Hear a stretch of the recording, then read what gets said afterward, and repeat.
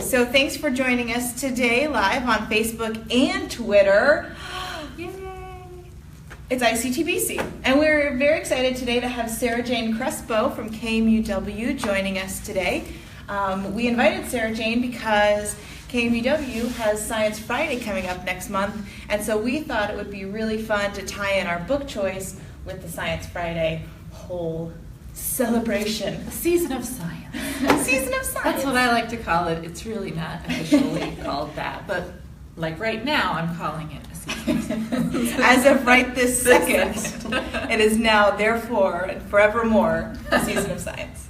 Great. And thank you very much for having me here. And if I could just plug Science Friday really quickly, there are still tickets available if you'd like to purchase tickets to Science Friday Live, which is at the Orpheum on September 9th. Go to kmuw.org and you can find links and stuff there. So, all right, good. Okay, thank you for letting me do that. We're really excited about it. That's wonderful. It's going to be a good show. Yeah. They actually just announced their topics and things, and they're going to be talking about what topics? The ocean that existed, on Kansas before, in prehistoric times, and the dinosaurs that swam in it, and that sort of thing, Ooh. and ancient peoples of this region, and archaeological remains. It's going to be really cool. And dung beetles. So that'll be nice. I'm less excited about those, but that's okay. Apparently they're cute. Okay, I'll take your word for it. All right, well, this month we discussed Lab Girl, or we read, and we're about to discuss Lab Girl by Hope Jahren.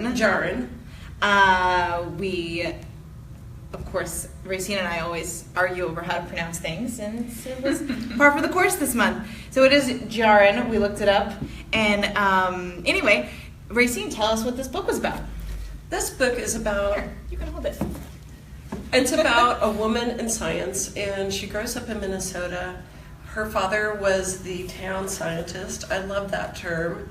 And so she was pretty much raised in the lab, and it's her experiences, her hopes, why she got into science, why she loves science, talking about cells being essentially bags of water. She brings it down to a layman's terms and makes science enjoyable. And I will go back to the dung beetle reference. I think dung beetles, if you don't think about what they're rolling, that's really kind of cool that they're rolling something, right?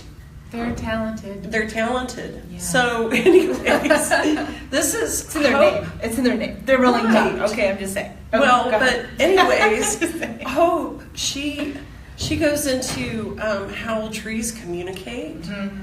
And what was it? She was talking about how they let off VOCs, which is what makes the pine smell, what makes the eucalyptus smell of a forest. And that's possibly one way that trees can communicate.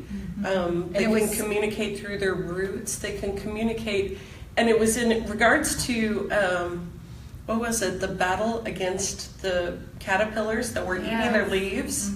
And so then once they let off this different chemical into the air, the smell, other trees started making a different kind of sap that would render them poisonous to the bug.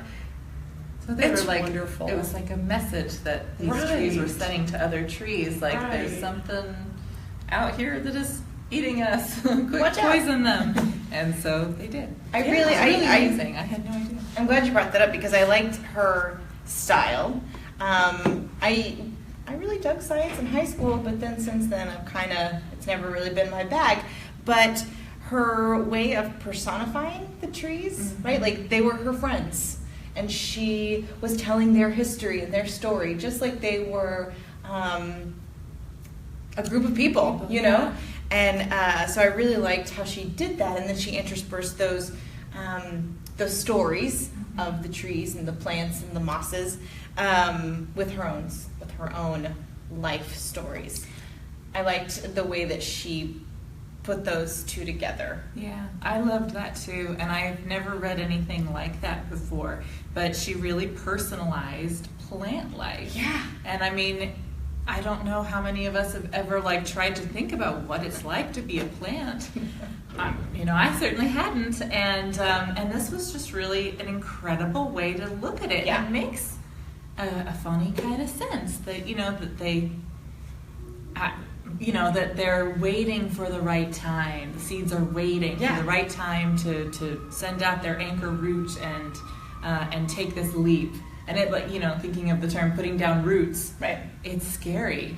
We think of it as scary maybe for us humans, but I mean, it's really scary for it's plants life and death for them. They actually can't uproot themselves. Right. So, I mean, it's just really fascinating.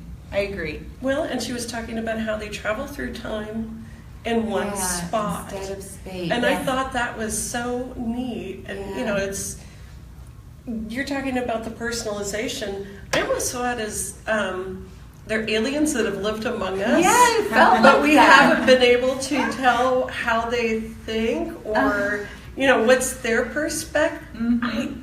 Look at that now movie I sound like Arrival. a tree hugger. No, and the movie Arrival, where they were trying to figure out how to communicate with this alien life form that was there in peace, right? And so Hope is our Amy Adams in this situation because she's helping us learn how to communicate with the trees. Okay. What powers has she earned through? Yeah, it's really cool. Yeah, I liked that. Well, speaking of strange people, let's talk about her lab partner, Bill, for a second. We've been talking about Bill since we started reading this book. Bill is a strange guy. I could not picture Bill. When I read books, typically will take pieces of different people that I know and put them so that I have a better understanding of the character that I'm reading, right?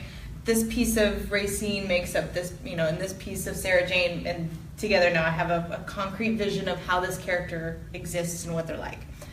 I have no such breakdown for Bill. I can't picture him at all. Well, and she didn't try to explain him, really. Right. It seemed like, and things continued to be surprising to me throughout the book about him. His long Cher hair, for one thing, and then the fact that he's missing a couple of fingers, right. And these things that you would think normally are the first description of a character, although maybe she does that on purpose because what's more important about him by far is his mind and how he sees the world, and she certainly described, well, maybe not quite that, but his idiosyncrasies. And how I think, their minds they complement each other in a way that not very many people find. Mm-hmm. It's almost like they're brain soulmates, and that's it. They just exist. They help each other. They support each other. I don't know a lot of people in my life that I think it would be like a Bill to me, or even a Hope to my Bill. If I'm the one that has the Cher hair and weird sense of humor, so I don't have Cher hair. But still, you get what I'm saying. Well, you think at the beginning, she in one of their very first encounters, where they're talking, not encounters. And other people are looking at them and clearly going, oh, they're gonna get together, and Hope references in the book, that they never understood our relationship, and that was at the way at the beginning. And the more I read, the more I thought, oh, it's gonna go sideways, and they're gonna get together because it's just bound to, right? Alaska. I thought they were going to do it in Alaska. Yeah, me too. And I was almost rooting for it. Yeah. Well, and I don't think they were. I never thought that they would be the ever-ending love story, but I thought they'd try it. Mm-hmm. Just try it, or maybe they would be the love story. I don't know. Yeah, I don't know either. But they'd try it. I thought they'd try it for sure.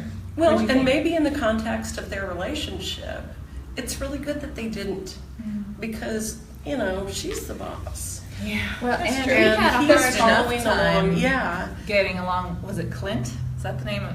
Yeah, the name her husband. Yeah. Which they came close. I mean, I can't remember his name. I know he's handsome. Apparently, he's handsome. Well, and she's so unique because I think she's talking about her work, science. She's talking about her loves, literature, but too, she talks about the issues that she's had in her life with her mental health. Yeah. And, you know, I think Bill's one of those people that he's lab partner, he's brother, he's mental soulmate. I like that term, or how did you say? I think that's what I said. I don't know. Okay. I don't remember how I said it. Mind Yeah. We'll look at soulmate. it. And then, too, he's kind of therapist or almost like caregiver, because he's pulling her back from the precipice when she goes off the rails. And I think we've got a book list of read-alikes that we're going to post. And I think a lot of times when you have a scientific mind like that, there are connections with, I hate to say mental instability, but I mean, madness is close to genius sometimes, or vice versa. That's interesting. And, you know, why would we call them mad scientists? You know, these are people that are focusing so much energy to something, they're trying to make connections that other people don't even dream of. That I think several years back there was a story on NPR about how creativity and madness are really close together, and that she looks at the world in such a creative way and thinks from a different perspective about plants, and And so that's how that's how her and Bill mesh, is that love of science, that love of discovery. He's got the technical chops. I'm curious because we didn't talk about this before, but one of the reviews that I read was from like a grad student, an ex-grad student, and they were like, I think it's horrible, academic hazing was how they termed it. Really? Yeah, because Well, there's that thing And I never- the vials. The thing with the vials where they made all of the grad students Yeah. that made up the vials, you know, they made up hundreds of vials. and then they chucked them in the trash. Right, and then, let's take this grad student with us, you know. Are they going to present or learn? No, they're going to drive to California. But, well, they'll learn too. yeah. I thought that they would learn.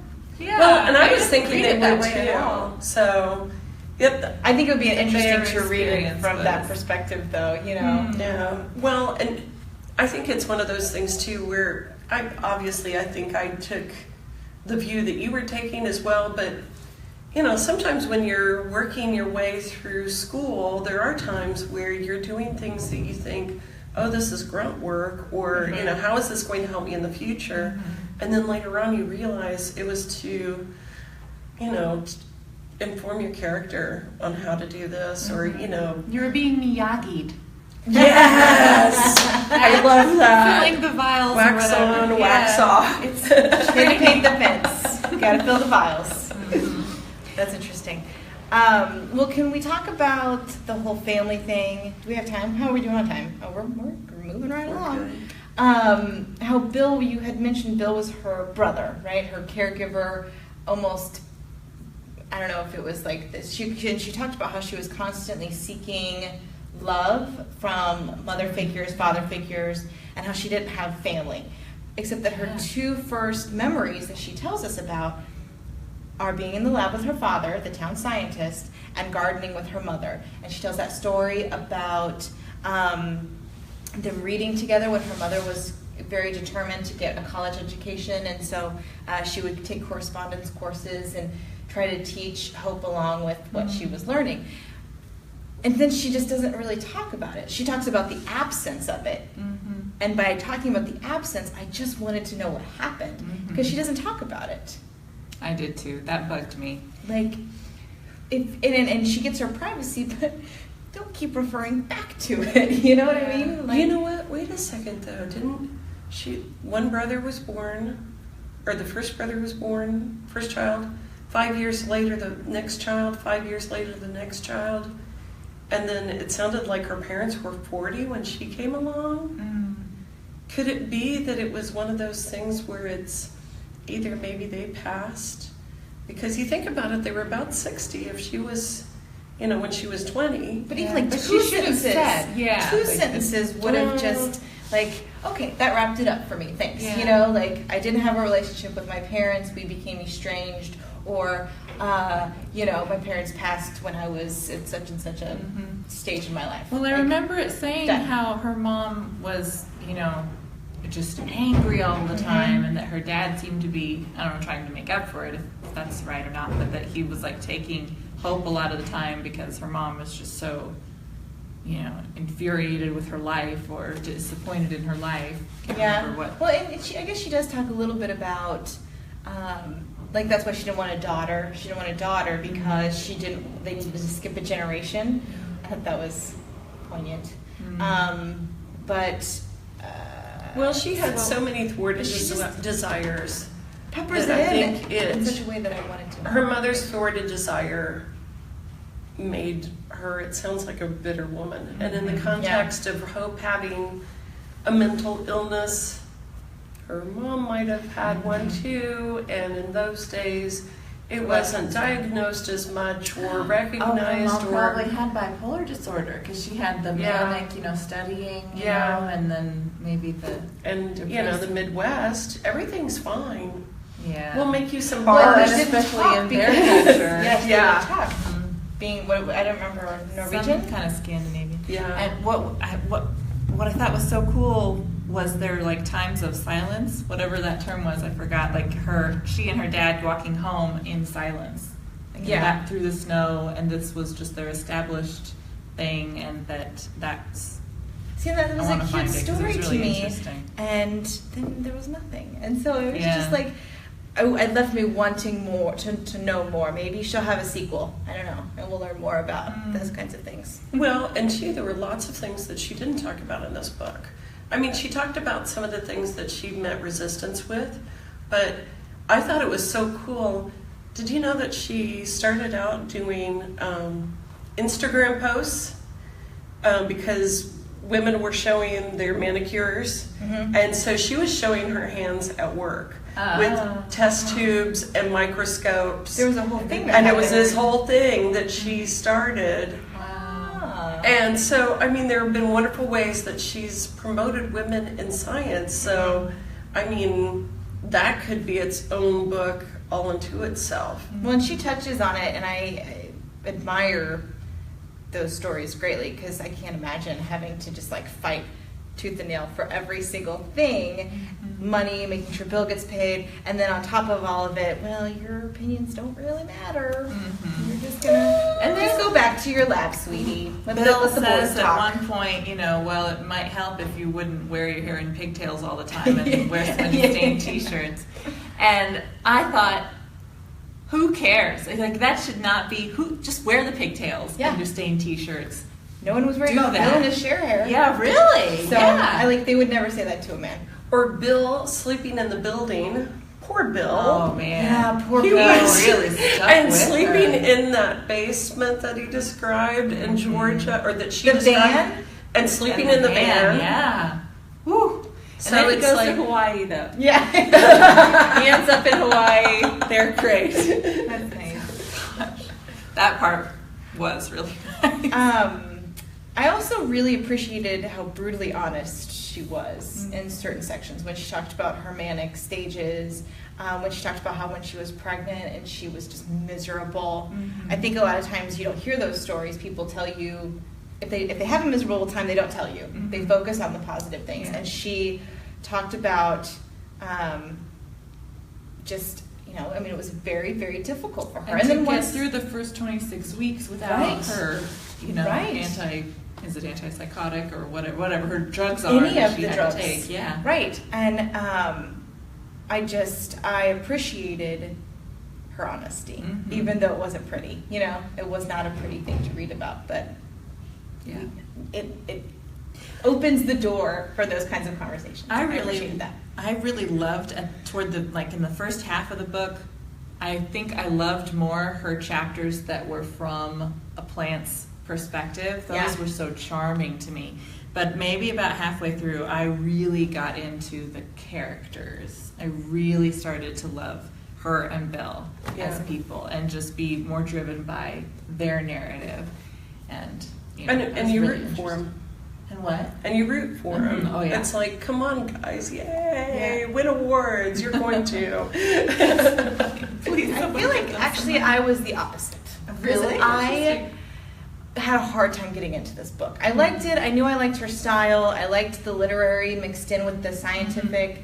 But I just kept putting me to sleep. I don't know if it was like other things going on in my life that I was just tired all the time, but it was difficult for me to get into it. And I feel like those short little vignettes about the trees and their battles and how they're grasping for life, they pulled me in a little bit more. Actually, I had problems. That was all good. I had problems starting it too. And what I did was I was over at a friend of mine's house and she was making me dinner. So I started reading it to her. Oh, And it was a really, that's one of those tricks you can use when, you know that you really want to read something that other people are interested. Read it out loud. Audiobooks. What else? What other tricks? Do you read reviews? I don't like reading reviews because I feel like they kind of spoil things for me. I mean, I hate spoilers with just passion. Yes. So I don't even afterward I'll read tons of reviews after. Yeah, I'm the same way. I won't touch them until I'm done. I don't know. Sometimes I just have to barrel through. Like when you're going join through a classes, book club, so you have like a date. That's true. how I read this one last night. That's how I read this one. But I give myself goals, and I sit down and I just kind of like, here's my tea, here's my book. I will read it for this amount of time. No Facebook. Okay, speaking of books. Yep. We gotta. Well, I'm going to. How about this? Okay. The first person that tells us the book that they had problems starting, but then were ultimately gratified by reading. How's that a good one? Yeah, that's a good one. A book that you had problems starting, and then you were so glad that you read it. That person will get young Jane Young. Do you remember her? Gabrielle Zevin. I remember Gabrielle Zevin because we read A.J. Fickery. And right, the storied it. life of A.J. Fickery. This is a story about a woman who is young and promising, and she goes to Washington, D.C., and starts in the government as an intern, and then has an affair with her boss, and gets a proverbial scarlet letter. Then when she goes back into politics later on, she has to explain to her daughter what the scandal was. Ooh. Young Jane Young by Gabrielle Zevin. Put the book that you started, and we will send it to a library closest to you. Sorry, Within Wichita Public Library closest to you. Yep. And real quick, I'm going to talk about the book that we're reading next time, which is 1,000 Acres by Jean Smiley. Have you ever read this? Okay, this came out in '92. It was a Pulitzer Prize winner. Actually, if you can, you read or watch King Lear first, and then you can approach this. Well, this is. I don't know. I'm a Shakespeare nerd. I'm a Shakespeare nerd, so that's why I'm excited about this. It's set in the Midwest. It's King Lear, but it's turned on its head. Huh. And it's so. Just read a synopsis of King Lear on Wikipedia. Okay, old man goes crazy. If you have the gist. I'll do it. It's all right. But old man goes crazy. Says he's going to divide up the kingdom to the 3 daughters, and he invites them to tell them what he wants. And so one of them is very materialistic. One of them, well, the other two are both. The two older sisters are materialistic. And then the younger sister says, "I just want your love, and I want you to be around forever." And anyway, he gets mad because he's crazy and kicks her out because she obviously doesn't care about this wonderful kingdom that he built. And so it's all about him going crazy. And the daughters, sisters, the greedy sisters, and Shakespeare tragedy. But this is from the sisters' point of view in modern day Iowa in a farming community. Cool. Yeah, I'm excited. So anyways, 1,000 Acres by Jane Smiley next month on ICTBC. Sarah Jane, thank you so much. Yes, thank It's so you. much fun. Well, we really appreciate you coming to join us. It made me read Lab Girl. I'm very, very glad. Well, as librarians, Loved it. whatever we can do to help. Well, thanks everyone. We'll see you next month for 1,000 Acres. I keep want to say 1,000 Splendid Suns, but different book. Different book. If you are watching this later and you want to continue to join us in the comments, please do so, and we will respond to you there. All right, see you later.